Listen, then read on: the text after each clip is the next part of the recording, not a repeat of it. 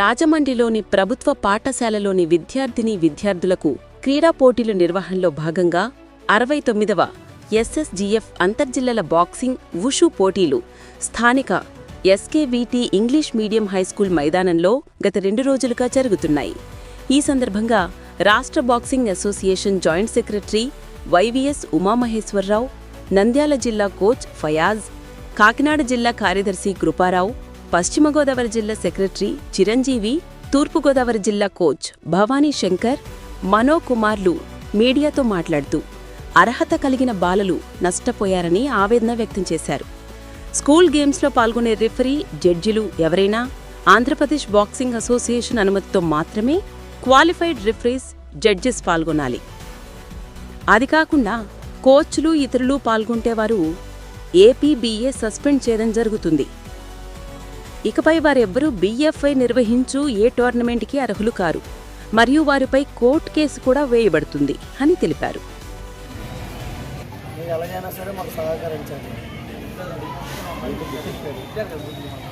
Rules అడిగినందుకు మాకు చాలా అసభ్యకరమైన మాటలతో మమ్మల్ని కించపరిచారు. అది మమ్మల్ని చాలా ఇబ్బంది కలిగింది. ఏదేమైనా సరే ఇప్పుడు క్వాలిఫైడ్ బోర్డులు కూడాను చాలా ఇప్పుడు సపోజ్ గెలిచిన తర్వాత గ్లౌజులు ఇప్పాలి. గ్లౌజులు ఇప్పకుండా అందులో ఏమో డైరెక్టర్ విన్నింగ్ ఇచ్చేస్తున్నారు. అందులో రాళ్ళు ఉన్నాయి, రప్పలు ఉన్నాయి, రాట్లు ఉన్నాయి, ఎవరికి తెలియదు సార్. ఎందుకంటే మేము కొన్ని రూల్స్ అడుగుతాం. అలాగే జడ్జీలు కూడా ఎన్ఎస్ చేయలేదు సార్. ఎందుకంటే రిఫరీ ఒక 25-30 బోట్లు వాళ్ళు రిఫరీ చేస్తున్నారు. ఎవరైనా సరే బీఎఫ్ఐ రూల్ ప్రకారం అయితే ఒకరు ఇద్దరు 2 బోట్లకే చేయాలి. స్టేట్ రూల్ ప్రకారం అయితే 3 బోట్లు చేయొచ్చు. కానీ ఒక్కడే నించొని ప్రతి ఒక్కటి ఆయన రిఫరీగా చేసేస్తున్నారు. ఇక్కడ పిల్లలకి ఎవరికైనా ఇంజ్యూరీ అయితే ఏంటి పరిస్థితి? ఇక్కడ ఒక అంబులెన్స్ లేదు, ఇక్కడ ఒక వసతి కరెక్ట్ లేదు. పిల్లలు ఏమో ఉదయం 6 గంటలకు బోట్లు అని చెప్పారు, 9:30 వరకు బోట్లు స్టార్ట్ చేయలేదు. భోజనాలు కూడా అసలు సమయంగా బాగలేదు. ఆ భోజనం రైస్ చూస్తే మీరు చాలా ఇదిగా ఉన్నదండి. ఎందుకంటే మీరు తగిన చర్య తీసుకోవాల్సిందిగా ఇప్పుడు ఎవరికి అసోసియేషన్ కానీ ఎవరికి కానీ లెటర్లు ఇవ్వకుండా వాళ్ళ ఇష్టాసారంగా వాళ్ళు టోర్నమెంట్ ఓపెన్ చేసుకుని వాళ్ళకి నచ్చిన వాళ్ళకి వాళ్ళు ప్రొవైడ్ చేస్తున్నారు. మేము 2 రోజులు 4 వారం రోజుల నుంచి చెప్తున్నాం, ఇది తప్పు జరుగుతుంది కానీ ఎటువంటి యాక్షన్ తీసుకోలేదు.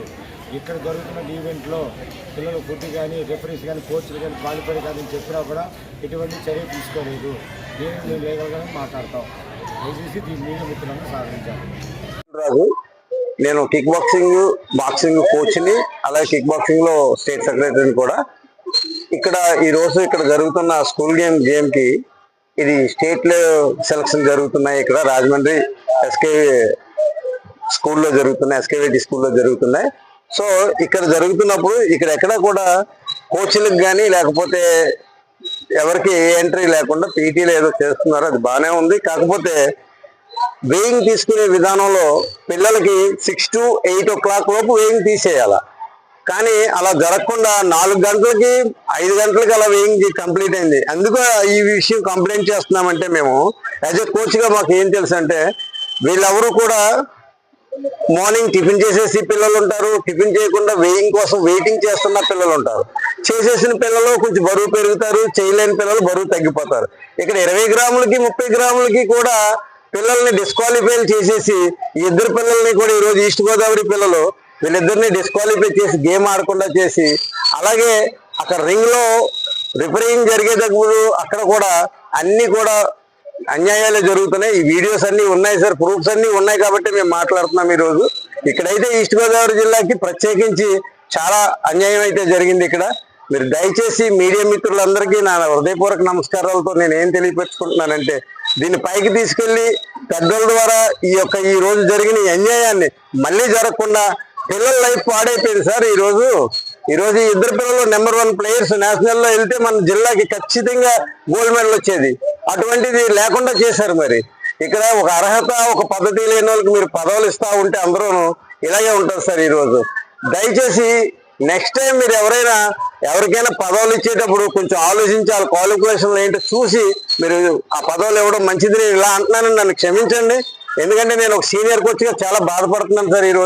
ఏ రోజు మైక్ ముందుకు నేను రాలేదు, ఈ రోజు వచ్చానంటే చాలా బాధపడుతుంటే మన జిల్లాలో ఎంతమంది పిల్లలు ఈ రోజు నాశనం అయిపోయారంటే చాలా మంది పిల్లలు ఈ రోజు నాశనం అయిపోయారు. ఇచ్చిన అవకాశం ఇచ్చిన మీడియా మిత్రులకి మరి పెద్దలకి నా హృదయపూర్వక నమస్కారాలు, ధన్యవాదాలు తెలియపరుచుకుంటున్నాను.